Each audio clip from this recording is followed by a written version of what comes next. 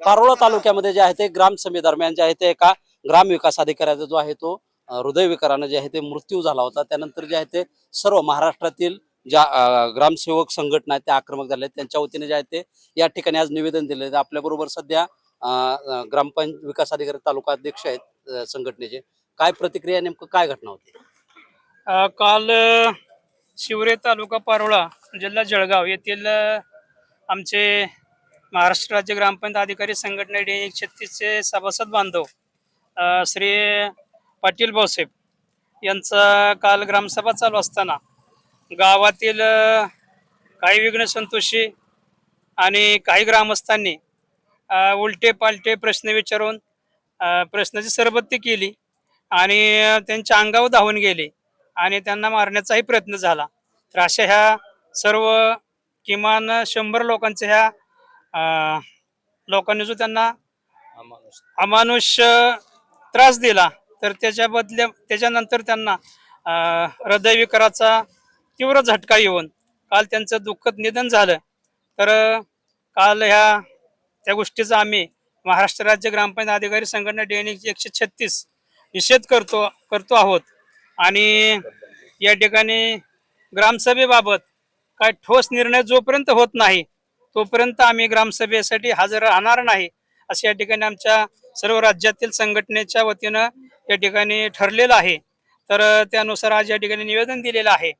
आणि ग्रामसभेच्या बाबतीत बोलायचं झालं तर ग्रामसभा जो जुना कायदा होता 1958चा जो कायदा होता, तर त्यावेळी तर लोकांना ग्रामसभेचे जे गावाचे जे ग्रामपंचायतीचे आर्थिक व्यवहार आहेत तर ते लोकांना समजत नव्हते. परंतु आत्ताच्या ह्या काळामध्ये आज या ठिकाणी मीडिया असेल, सर्व प्रत्येकाच्या मोबाईलमध्ये ग्रामपंचायतीचा जमा खर्च आहे. तर हे सर्व असताना सुद्धा ग्रामसभाचा हा कशासाठी ग्रामसभा घ्यायची हा एक या ठिकाणी आम्हाला पडलेला प्रश्न आहे. तर या आपल्या राज्यामध्ये नगरपालिका महानगरपालिकाचे बजेट कोट्यवधीचं असताना सुद्धा त्या ठिकाणी आर्थिक मंजुरीसाठी ग्रामसभा होत नाहीत.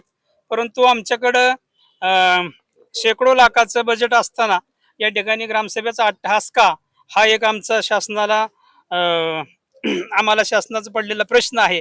तर आमची इथून पुढे विनंती असेल की आजच्या काळामध्ये प्रत्येकाच्या मोबाईलमध्ये ग्रामपंचायत संपूर्ण जमा खर्च आहे.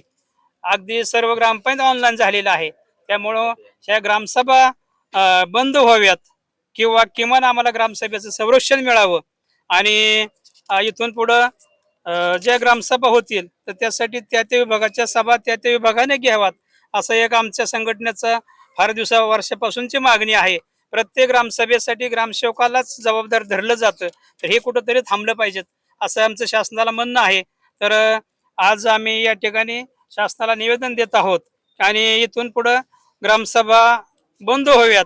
जे ते आर्थिक व्यवहार असतील तर त्यासाठी आम्ही प्रत्येकालाच ग्रामपंचायत जमा खर्च देत आहोत. तरी शासनाला आमचं विनंती असेल की ग्रामसभा बंद कराव्यात आणि गावामध्ये जे भांडण होत आहेत ग्रामसभेच्या माध्यमातून जास्त भांडण होत आहेत तर ते भांडण कमी व्हावेत, गावामध्ये शांतता नांदावी असं या ठिकाणी आमचा शासनाला विनंती आहे. धन्यवाद. नेमकं ठोस निर्णय म्हणजे कुठली मागणी आहे ठोस निर्णयावर? ग्रामसभेची आवश्यकता आहे का? कारण ग्रामसभामध्ये जे आर्थिक व्यवहारासाठी जे लोक विचारलं जातात तर त्यामध्ये आमचं प्रत्येकाच्या मोबाईलमध्ये ग्रामसभेचा जमा खर्च आहे. ऑनलाईन झाल्यामुळे सगळ्याकडे जमा खर्च आहे. त्यामुळे ग्रामसभा घ्यावीच का, हा प्रश्न आमचा आहे. त्याची गरज आहे का, हा प्रश्न आमचा आहे. आणि राज्यामध्ये आपल्या नगरपालिका महानगरपालिका कोट्यवधीचं बजेट असते, त्या ठिकाणी कुठं ग्रामसभा होतात. ही आमची मागणी आहे की ग्रामसभेची आवश्यकताच नाही. आणि गावामध्ये जे राजकारण असतं तर त्या राजकारणाचा अड्डा या ठिकाणी ग्रामसभेमध्ये होतो आणि गावात जी शांतता आहे तर ह्या बरेचसे लोकांचे जुने भांडण या ग्रामसभेमध्ये उकरून काढले जातात.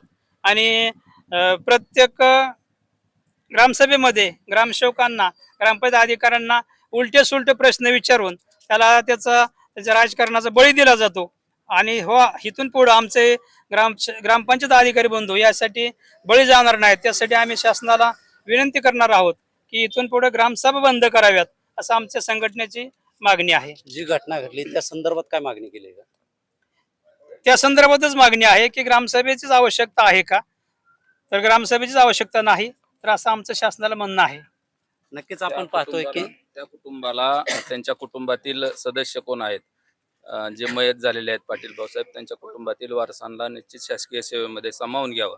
त्यांच्यावर जो काही मयत झालेले आहेत त्यांच्यावर जो हे झालेले आहे आपबीती झालेली आहे, तर त्यासाठी शासनानं या ग्रामसभेवरती अशा ठोस प्रकारचा कठोर निर्णय घेऊन या ग्रामसभा खरोखर रद्दच व्हाव्यात. हा राजकीय अड्डा झालेला आहे साहेब.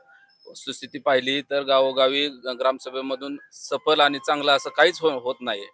केवळ आणि केवळ नुसती भांडणं उकरून काढण्यासाठी या ग्रामसभेचं सध्या प्रसार दर महिन्याला एक नवीन ग्रामसभा, शासनाचं धोरण 6 ग्रामसभा 4 ग्रामसभा घ्यावं अशा पद्धतीचं आहे. आणि दरच महिन्याला विविध अभियानं, विविध उपक्रम, विविध शासनाची धोरणं या गावामध्ये राबवायची असतात. त्यासाठी प्रत्येक महिन्याला नवीन ग्रामसभेचं या ठिकाणी फेड आणि नवीनच या ठिकाणी या शासनाच्या माध्यमातून आणलं जातंय.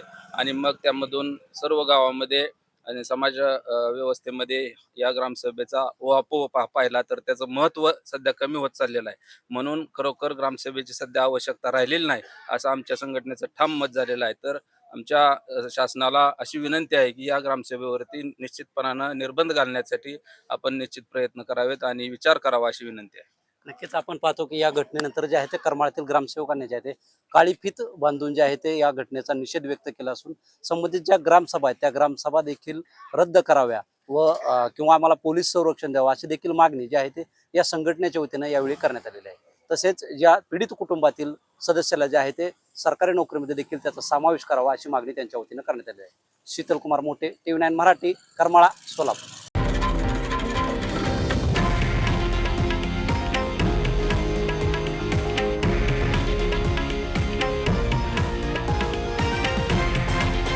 हे आहे देशातील नंबर 1 न्यूज नेटवर्क आणि आपण पाहत आहात TV9 मराठी, एकमेव.